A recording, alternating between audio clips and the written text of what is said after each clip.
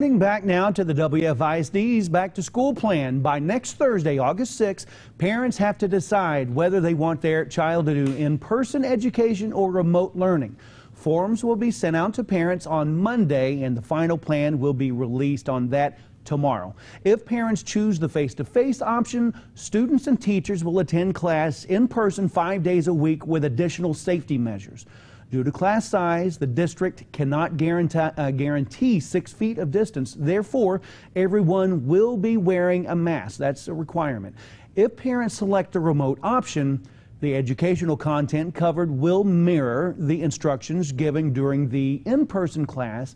Parents are being asked to make sure that students are available during their scheduled times and to have access to reliable internet connection and a computer that is video capable.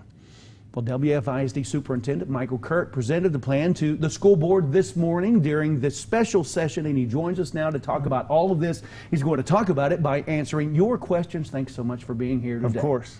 Okay, our first question, Lindsay Walker is asking, what's being done to help special needs children? She's very concerned that inclusion times, like from lunch to PE and library, are all being taken away. So what we're going to do is individual students have IEPs, and they've had those discussions back in the spring. They have a plan for the school year. Our special ed staff will be getting with those parents and figuring out how this is going to work in their individual days. And so it's going to be very individualized for our 1,200 or so plus special needs students. Angel Renee wants to know what UIL participation options are available for virtual students. That goes to another question too from TABATHA, HOLLOWAY. Can students who are doing the remote learning, can they still participate in things like band and football? Yes, for sure.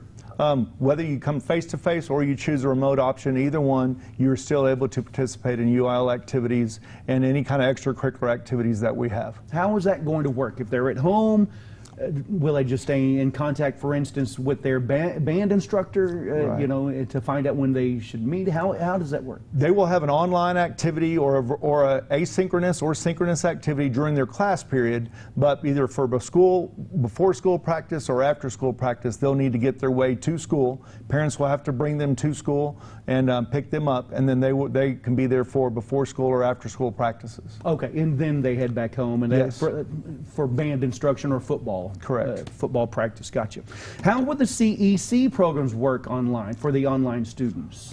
Well, certain CEC classes, there's a whole list that's going to be published tomorrow along with this plan of classes that cannot be done remotely. So you cannot do welding remotely. You have to be in class in order to do welding. So certain CEC classes are allowed to be done online, virtually. Other ones, they will have to come to the CEC. So we'd probably recommend those students choose the face-to-face option. Okay. The question here is from Amanda Holiday, Cyans.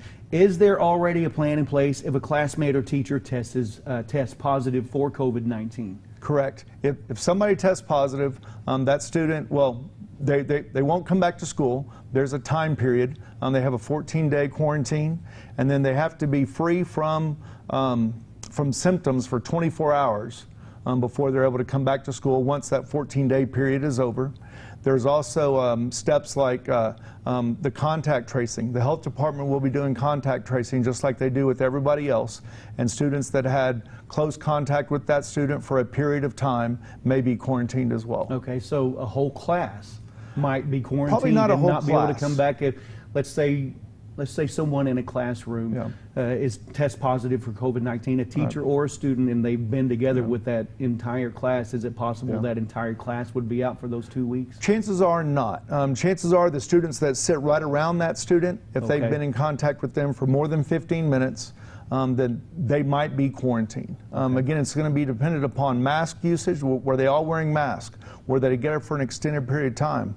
Was this on a Monday that the students started developing symptoms and they went home that day, and so therefore they weren't exposed over the weekend before that, and they might not have been infected, before that, that previous week. So it would be a case-by-case basis. Okay, this question from Catherine wants to know, Catherine Coyle, she's asking, what if someone at home, maybe a parent, tests positive for COVID-19? Right. So students, so in that case, the health department will determine whether or not those family members have to be quarantined as well. Okay, Catherine also wants to know, If an immune-compromised child does Yes. not have internet access, Yes. what's to happen with that child? They need to contact their campus principal, and we need to figure that out. So we will work with individuals who have those extenuating circumstances for sure. Will students and teachers be wearing a mask the entire time that they're in school, except maybe in the cafeteria during lunchtime? While they're eating, no. Or if they happen to have recess and they're able to go outside and socially distance, in other words, get more than 6 feet away outside, they probably would be able to take a mask break. Okay, Mandy Santiago wants to know if Chromebooks are going to be available at home for all students. So all of our 6th grade through 12th grade have Chromebooks, and they have those issued to them. As far as elementary students and below, we want those students to start out in school, face-to-face if possible. If they choose the remote option, they'll need to have their own Chromebooks and their own internet access at home to start with.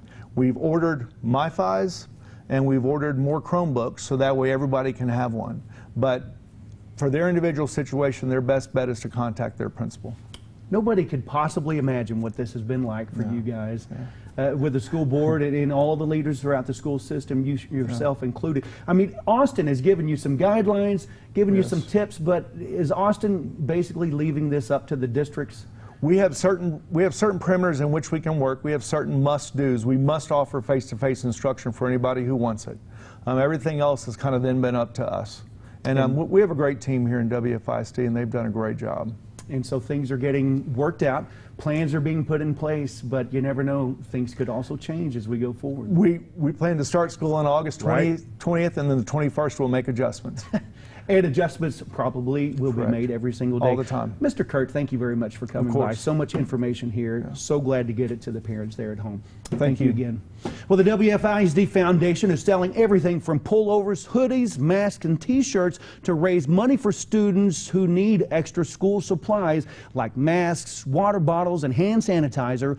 All merchandise is dress code approved too for all WFISD campuses.